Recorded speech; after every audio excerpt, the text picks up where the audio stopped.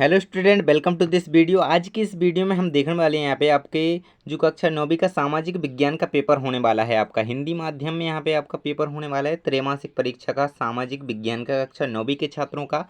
तो आपको यदि हम बता दें कि हमने जो पिछले आपको प्रोवाइड कराए थे क्वेश्चन पेपर, उसमें से इतने ज़्यादा क्वेश्चन आपके पेपर में आए हैं कि लगभग लगभग पूरा पेपर हमारा बताया ही आया है। तो आप लोग कहते हैं कि पेपर नहीं आता है, यहाँ पे हम लोग जो बता रहे हैं केवल वही पेपर में आपको देखने के लिए मिल रहा होगा। आप पेपर को मिला सकते हैं अपने रियल पेपर के साथ, अपने पेपर के साथ वीडियो में देखिए, है ना। तो आप मिला सकते हैं, बहुत सारे क्वेश्चन हमारे वही के वही देखने के लिए मिल रहे हैं।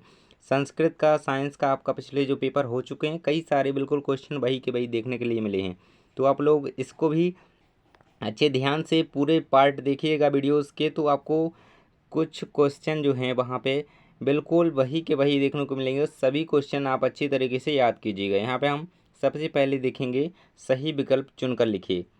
6 अंक के आपके सही विकल्प होने वाले हैं। स्टार्टिंग में सामाजिक विज्ञान का आपका पेपर रहने वाला है इस प्रकार से। देखिए, भारत का क्षेत्रफल विश्व के कुल क्षेत्रफल का कितना है? तो यहाँ पे इसका आंसर आपका देख लेंगे हम। यहाँ पे ऑप्शन आपको दिए जा रहे हैं 2.4%, 7%, 13%, 7.5%। यहाँ पे विश्व के कुल क्षेत्रफल का भारत कितना है हमारा? 2.4%। यहाँ का आंसर क्या हो जाएगा हमारा? 2.4%। तो याद रखिएगा। चलिए, इसके बाद अगला हम देख लेते हैं। सेकंड आपका ऑब्जेक्टिव क्वेश्चन है। देखिए, निम्न में से किस नदी को मध्य प्रदेश की जीवन रेखा कहा जाता है? तो यहाँ पे नर्मदा नदी को मध्य प्रदेश की जीवन रेखा कहा जाता है। इसका आंसर हो जाएगा नर्मदा। अगला क्वेश्चन है आपका, देखिए थर्ड है आपका। यहाँ पे प्रथम विश्व युद्ध कब लड़ा गया था? तो प्रथम विश्व युद्ध कब लड़ा गया था? यहाँ पे आपको सन दी गई हैं। सन 1915 से 1919 तक, 15 से 18 तक, 1914 से 1919 तक, 1914 से 1918 तक। यहाँ पे आपका आंसर है डी वाला ऑप्शन। 1914 से सन 1918 तक आपका प्रथम विश्व युद्ध लड़ा गया था। सभी के आंसर याद करते जाएंगे। यहाँ पे आप देखेंगे, आरंभ में मित्र राष्ट्रों का नेतृत्व किन के हाथों में था? तो यहाँ पे इसका सही आंसर आपका हो जाएगा सोवियत संघ और अमेरिका। ये वाला आपका आंसर हो जाएगा बी ऑप्शन, आपका राइट आंसर है इसका। आरंभ में जो मित्र राष्ट्रों का नेतृत्व कर रहे थे वो देश थे आपके सोवियत संघ और अमेरिका। तो इस प्रकार से आपका इसका आंसर भी बी ऑप्शन हो जाएगा। अगले का आपका आंसर है, यहाँ पे क्वेश्चन क्या कह रहा है? प्रारूप कमेटी के अध्यक्ष कौन थे? जो संविधान सभा की कमेटी थी उसके सब अध्यक्ष कौन थे? तो यहाँ पे आंसर हो जाएगा आपका डॉक्टर भीमराव अंबेडकर। यहाँ पे आंसर हो जाना है आपका डॉक्टर भीमराव अंबेडकर, याद रखेंगे। चलिए, अगला क्वेश्चन देख लेते हैं। यहाँ पे क्वेश्चन नंबर 6 है आपका, भारतीय संविधान लागू हुआ। यहाँ पे तारीख दी गई है 15 अगस्त 1947, 26 जनवरी 1950। ये आपका सही आंसर है इसका। आपको बिल्कुल भी कंफ्यूज नहीं होना है। यहाँ पे आपको देख रहा होगा 26 सितंबर 1947, 26 नवंबर 1949। तो आपका संविधान जो लागू हुआ था 26 जनवरी सन 1947 को, यानी कि गणतंत्र दिवस के दिन जो मनाया जाता है ना। तो कई बच्चे ना ये लगा के आ जाते हैं 15 अगस्त, तो वो कन्फ्यूज़ हो जाते हैं। यहाँ पे आपको याद रखना है, संविधान जब लागू हुआ था तो हम 26 जनवरी के दिन, है ना, 26 जनवरी सन 1950। चलिए, हम यहाँ से आपके रिक्त स्थान देखेंगे। सभी के आंसर मैं आपको बताऊंगा एक एक करके। वीडियो के लास्ट तक बने रहिए। सभी क्वेश्चन के आंसर पा करके आप यहाँ से जाने वाले हैं। सभी को अच्छी तरीके से याद करके जाना है, पेपर देना है। आपका छठवां क्वेश्चन जो 6 अंक के आपके होने वाले हैं, क्या? प्रश्न 2 के रिक्त स्थान की पूर्ति कीजिए। तो पहला है इसका, भारत की भूमि का क्षेत्रफल खालिस्तान वर्ग किलोमीटर तो कितना है? 32,87,263, यानी कि 32,87,263 वर्ग किलोमीटर जो भारत का क्षेत्रफल है वर्ग किलोमीटर में, है ना। 32,87,263 आपको यहाँ पे लिखना है। 32,87,263 वर्ग किलोमीटर यहाँ पे लिखा हुआ है। इसका आंसर यही हो जाएगा 32,87,263, 32,87,263 वर्ग किलोमीटर जो है हमारे भारत की भूमि का क्षेत्रफल है। अगला हम देखेंगे यहाँ पे, अगला है खालिस्तान नदी गंगा की सबसे बड़ी सहायक नदियाँ है। तो गंगा की सबसे बड़ी सहायक नदी कौन सी है? तो वो यमुना नदी आपकी यहाँ पे आंसर हो जाएगा यमुना, है ना। गंगा नदी की सबसे बड़ी सहायक नदी है जो वो यमुना नदी है। आंसर यहाँ पे आप देख लेंगे यमुना।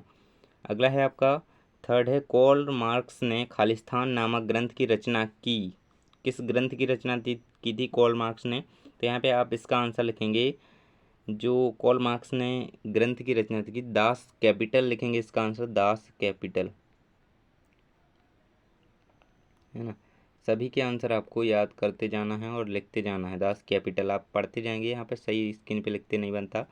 अगला है आपका, संविधान सभा की प्रथम बैठक खालिस्तान में हुई। तो संविधान सभा की प्रथम बैठक कब हुई थी? सन 1946 में हुई थी, 9 दिसंबर को, है ना। 9 दिसंबर को, देखिए यहाँ पे 9 दिसंबर को आपकी संविधान सभा की बैठक हुई थी 1946 में। इस प्रकार से आप आंसर लिख लेंगे और याद करते जाएंगे। संविधान सभा की बैठक कब हुई थी? 9 दिसंबर सन 1946 को हुई थी। अगला है आपका, जो क्रियाएं आय प्राप्त करने के लिए की जाती हैं उन्हें क्या कहते हैं? तो व्यवसाय कहते हैं। कोई भी हम जो काम कर रहे हैं, व्यवसाय कर रहे हैं, वो आय प्राप्त करने के लिए कर रहे हैं ना, तो वह हमारी एक क्रिया है, तो हम व्यवसाय यहाँ पे आंसर लिखेंगे। आप लिख देंगे यहाँ पे व्यवसाय। इसके बाद अगला देखेंगे हम, यहाँ पे आपका जो लास्ट है इसमें, उत्पादन का मुख्य प्रथम आवश्यक कारक क्या है? तो उत्पादन के लिए जो लागत होती है वो यहाँ पे मुख्य कारक होता है लागत। सही जोड़ियां हम देख लेते हैं। यहाँ पे 6 अंक की आपकी सही जोड़ियां आपको पूछी जाने वाली हैं। यहाँ पे 6 अंक की सही जोड़ियां देखिए आपके। पहला क्या है? राजस्थान। तो इसकी सही जोड़ी किससे मिल जाएगी? भारत का सबसे बड़ा राज्य है क्षेत्रफल की दृष्टि से, तो क्षेत्रफल की दृष्टि से सबसे बड़ा राज्य है, क्षेत्रफल में सबसे बड़ा राज्य है राजस्थान। ड्यूमा, ड्यूमा है रूस की संसद का नाम है ड्यूमा। अगला है आपका खरीफ। तो ज्वार और बाजरा, ये खरीफ की दो फसलों के नाम यहाँ पे हो जाते हैं, इससे इसकी मैचिंग मिल जाएगी। अगला है हरित क्रांति। यहाँ पे वृद्धि, उत्पादन में वृद्धि, आपका हरित क्रांति से इसकी जोड़ी मिल जाएगी। अगला है आपका डॉक्टर राजेंद्र प्रसाद। तो संविधान सभा के जो अध्यक्ष थे वो डॉक्टर राजेंद्र प्रसाद थे। देश का सर्वोच्च कानून आपको पता ही होगा संविधान होता है। तो इस प्रकार से आपकी सही जोड़ियां हैं तक कंप्लीट हो जाती हैं। इन्हें आप याद कर लेंगे अच्छी तरीके से। चलिए आगे देख लेते हैं। सत्य असत्य का चयन आपको यहाँ पे करना है। यहाँ पे देखेंगे पहला क्वेश्चन है आपके 6 अंक की होने वाले हैं। सत्य असत्य का चयन कीजिए। भारत के दक्षिण में हिंद महासागर है, तो बिल्कुल सही है भैया, भारत के दक्षिण में हिंद महासागर ही है। भारतीय संविधान की प्रस्तावना संविधान की आत्मा है, बिल्कुल सही है। भारतीय संविधान में जो प्रस्तावना है उसकी आत्मा उसे कहा जाता है, सही है। मतदान करने की आयु 18 वर्ष है, तो 18 वर्ष के ऊपर के जो व्यक्ति होते हैं उन्हें मतदान करने का अधिकार होता है, तो ये बिल्कुल सही हो जाएगा आपका। मतदान करने की आयु 18 वर्ष है, सही है। भूमि मानवकृत संसाधन है, बिल्कुल असत्य हो जाएगा ये आपका। भूमि मानवकृत संसाधन नहीं है, मानवकृत वो होती हैं जो मानव ने बनाए हो, है ना, तो यहाँ पे असत्य हो जाएगा। अगला है आपका 6 से 14 वर्ष के स्कूली बच्चों की शिक्षा में सर्व शिक्षा अभियान एक महत्वपूर्ण कदम है, यहाँ पे ये बिल्कुल सही हो जाएगा आपका। इसके बाद है आपका शिशु मृत्यु दर से अभिप्राय, 1 वर्ष से कम आयु के शिशुओं की मृत्यु दर मृत्यु से है, तो ये असत्य हो जाएगा आपका यहाँ पे। तो इस प्रकार से आपके हो जाएंगे, ये सत्य हो जाएगा, सत्य हो जाएगा। इसके बाद थर्ड 3 आपके अगले हैं सत्य हैं, ये आपका असत्य है, और आपका जो 5वां है सत्य है, और ये वाला लास्ट वाला आपका असत्य है। तो यहाँ पे आपके इस प्रकार से सत्य असत्य पूरे कंप्लीट हो जाते हैं। यहाँ तक आप देख लेंगे इनको। चलिए आगे देख लेते हैं। यहाँ पे आपसे एक शब्द या वाक्य में उत्तर पूछ रहा है। 6 अंक के आपके होने वाले हैं। एक वाक्य या शब्द में उत्तर लिखिए। तो यहाँ पे पहला क्वेश्चन इसमें पूछ रहा है, हीराकुंड बांध किस नदी पर बना है? तो हीराकुंड बांध महानदी पर स्थित है, तो यहाँ पे आप लिखेंगे महानदी। महानदी इसका आंसर हो जाएगा, महानदी। महानदी पर हीराकुंड बांध स्थित है। तो यहाँ पे आप अगले का आंसर देखेंगे, धर्मनिरपेक्षता का अर्थ लिखिए। तो जो आपको आपकी स्क्रीन पर दिख रहा होगा वही आपका आंसर है, धर्मनिरपेक्षता का अर्थ, है ना। जो स्क्रीन पर आपको दिख रहा है वही धर्मनिरपेक्षता का अर्थ है, उसकी परिभाषा है पूरी। अगला है आपका लोकसभा के सदस्यों को क्या कहा जाता है? तो वो यहाँ पे कहा जाता है सांसद। लोकसभा के सदस्यों को क्या कहा जाता है? यहाँ पे सांसद कहा जाता है। थर्ड वाले का आंसर आपका यहाँ पे हो जाएगा, फर्स्ट सेकंड थर्ड। इसके बाद है पालमपुर की एक गैर कृषि क्रिया का नाम लिखिए। तो यहाँ पे आप पशुपालन इसका आंसर लिख देंगे, ये आपका हो जाता है पशुपालन, है ना। तो इस प्रकार से आप इसका आंसर लिख देंगे।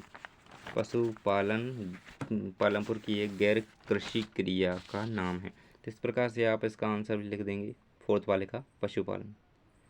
देखिए मैं आपको लिख के दिखा देता हूँ,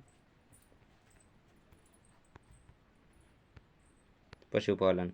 अगला है आपका वयस्क मताधिकार क्या है। तो इसकी परिभाषा हम आपको स्क्रीन पर दिखा रहे हैं, आपको वही बिल्कुल लिखना है जो मैं आपको बताऊंगा। हर वयस्क व्यक्ति अर्थात 18 वर्ष से अधिक के जो व्यक्ति होते हैं, महिला या पुरुष, उनको मतदान करने का अधिकार प्राप्त होता है। इसे ही वयस्क मताधिकार कहा जाता है।